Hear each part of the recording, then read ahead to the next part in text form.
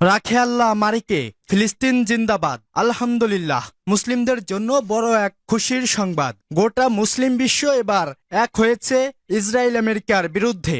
চতুর্মুখী ঘেরাও করছে Iran. America Israel যদি একটু টু শব্দ করে তাহলেই ঝাঁকে ঝাঁকে হামলা করবে মুসলিম পরাশক্তি দেশগুলো। তারই ধারাবাহিকতায় ইরান দিল নতুন শর্ত, আমেরিকার দাদাগিরি বন্ধ।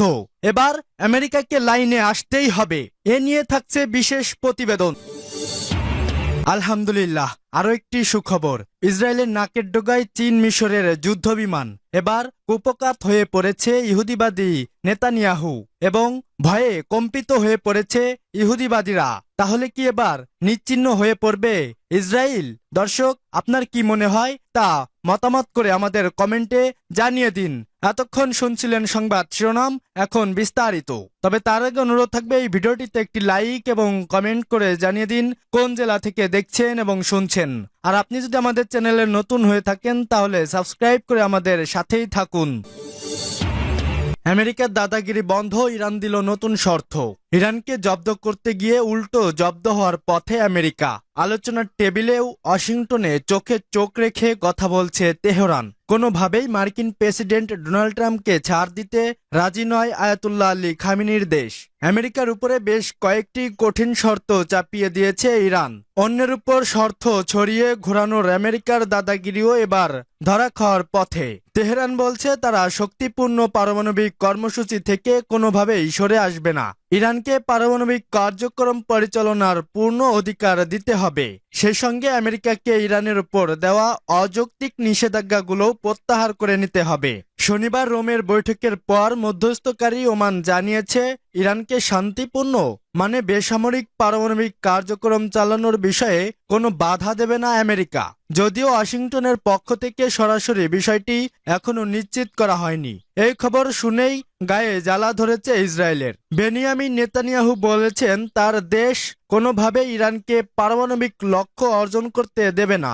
যদিও ইরানে ইসরায়েলের হামলার বিষয়টি সরাসরি নাকচ করে দিয়েছেন ট্রাম্প। তিনি বলেছেন সমঝোতায় সমাধানের পথ খোঁজাই ভালো।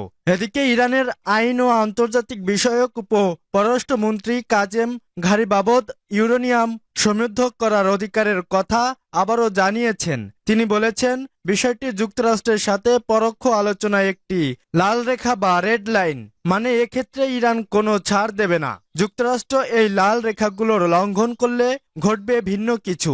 ঘারিবাবদী ইরানের সংসদের জাতীয় নিরাপত্তা ও পররাষ্ট্র নীতির কমিশনের এক সভায় এই মন্তব্য করেন, যেখানে তিনি তেহরান ওয়াশিংটন দ্বিতীয় দফার পরোক্ষ আলোচনা সম্পর্কে আইন প্রণেতাদের অবহিত করেন। বৈঠকে ঘারিবাবদী জানিয়েছেন ইরান আবারও বলেছে যে ইসলামের প্রজাতন্ত্র পারমাণবিক অস্ত্র তৈরি করতে চাইছে না। তেহরানের পারমাণবিক কার্যক্রম সম্পূর্ণই শান্তিপূর্ণ।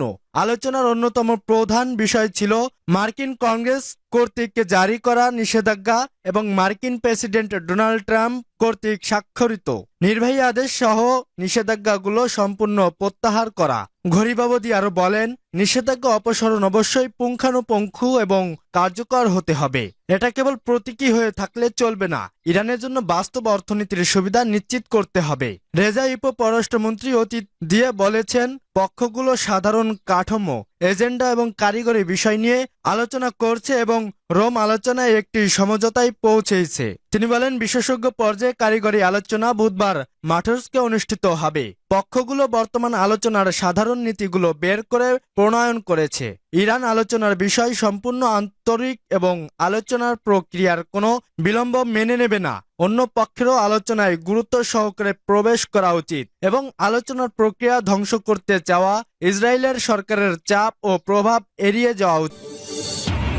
ইসরায়েলের নাকের ডোগায় চীন মিশরের যুদ্ধ বিমান। হঠাৎ মিশরের আকাশে উড়ে গেল চীনের অত্যাধুনিক নজরদারি বিমান KJ-500। কিছুক্ষণ পর ক্ষিপ্র গতিতে ডানা মেলল মিশরের MiG-29।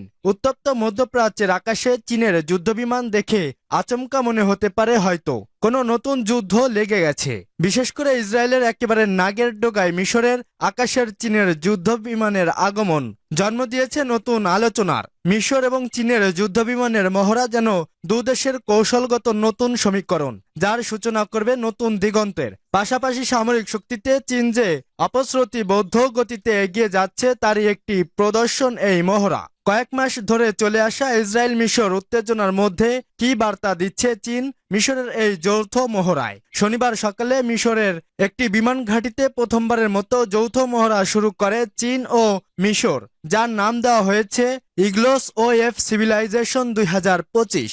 লক্ষ্য অংশগ্রহণকারী দেশ দুটির বাহিনীর মধ্যে কৌশল ও প্রযুক্তিগত দক্ষতা বৃদ্ধি করা। এই মহড়ায় চীনের বিমান বাহিনী জে-10সি ফাটার জেট, ইউ-20 এরিয়াল ট্যাঙ্কার, এয়ারক্রাফট এবং KJ-500 আর্লিওয়ারিং এয়ারক্রাফট মোতায়েন করে। বিশ্লেষকরা বলেছেন এই এয়ারক্রাফটগুলো যুদ্ধক্ষেত্রে চীনের প্রধান হাতিয়ারগুলোর মধ্যে অন্যতম। এই মহড়ার মাধ্যমে চীনের KJ-500 আর্লিওয়ারিং ক্রাফট প্রথমবারের মতো কোনো আন্তর্জাতিক মহড়ায় অংশ নিল। অপরদিকে মিশরের বিমান বাহিনী মহড়ায় MiG-29 মোতায়েন করে। চীন মিশরের এই যৌথ মহড়া মিশরের বৈদেশিক প্রতিরক্ষা নীতি পরিবর্তনের দিকে ইঙ্গিত দিচ্ছে। পাশাপাশি এটি বিশ্ববাজারে চীনের সামরিক প্রযুক্তি ক্রমবর্ধমান চাহিদারও প্রতিফলন। ভিন দেশের আকাশে চীনের ম্যাগশিপ K-500 এয়ারক্রাফট এর সফল উড্ডয়ন উন্নত এবং নির্ভরশীল সামরিক সরবরাহকারী হিসেবে চীনের বিজয় হিসেবেও দেখা যাচ্ছে। এই মহড়া চীন মিশর প্রতিরক্ষা সম্পর্কে নতুন অধ্যায়ের সূচনার পাশাপাশি বিশ্বব্যাপী চীনের সামরিক অংশের দ্বার হওয়ার উচ্চ আকাঙ্ক্ষা আরও জোরালো করেছে। বিশ্লেষকরা বলেছেন চীনের মিশর মহড়া মধ্যপ্রাচ্যের প্রতিরক্ষার ক্ষেত্রে পশ্চিম ও রাশিয়ার প্রভাব কমার দিকে ইঙ্গিত দিচ্ছে। দীর্ঘদিন ধরে বিশ্বব্যাপী সামরিক পরিধি বাড়াতে বিভিন্ন দেশের সাথে পৃথক পৃথক যৌথ মহড়া করে আসছে চীন। দেশটির প্রতিরক্ষা মন্ত্রণালয় বলেছে দুই দেশের সামরিক বাহিনীর মধ্যে প্রথম যৌথ প্রশিক্ষণ পারস্পরিক সহযোগিতা, আস্থা এবং বন্ধুত্ব বাড়ানোর জন্য গুরুত্বপূর্ণ। অপরদিকে সাম্প্রতিক বছরগুলোতে কাউরো কৌশলগত অংশীদারিত্বে বৈচিত্র্য এনেছে, কেবল প্রতিরক্ষা সরঞ্জামের জন্যই নয়, বরং যৌথ প্রশিক্ষণ এবং সামরিক সক্ষমতা বিনিময়ে ক্রমেই চীনের দিকে ঝুঁকছে দেশটি। উইংলুং, ইউএফপি এবং নির্ভুল সংশোধিত যুদ্ধ অস্ত্রের মতো সরঞ্জাম সরবরাহ করে প্রতিরক্ষার প্রযুক্তি ক্ষেত্রে চীন হয়ে উঠেছে মিশরের এক ভরসার নাম।